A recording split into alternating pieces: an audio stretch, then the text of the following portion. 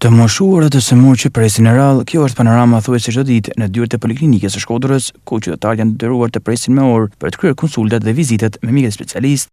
Mungesa një sistemi elektronik po kthet një sfidë me vete për këdo që drejtohet poliklinikës, pasi radhë e gjata bën në pak raste shkaktar të debateve e përplasje mes vetë qytetarëve. Vetë qytetarët kërkojnë marrjen e masave, pasi vendosja e sistemit elektronik me numra dhe një sistem referimi i koordinuar do të shmangte pritjet e gjata që për të sëmurët dhe të moshuarit bën më të vështira.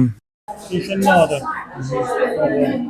A nuk ka kështu të vjetë për me prit, numra për me prit? Jo, s'ka hiq. S'ka hiq, Po vejmë 4 muaj. 9 muaj është. A do ishte dosh me poshtë numra për me... Se di, letën e kam marrë poshtë, dhe nuk ka asnjë lloj rrallët. Asnjë gjë.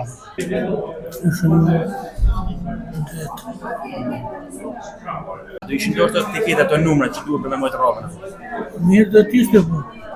Spesën për rrallës për zotë. S'ka rregull më. Ka bën qatë dorë. Kisha zonë se di, unë e para gjeta rrallën. Falmi tjetër.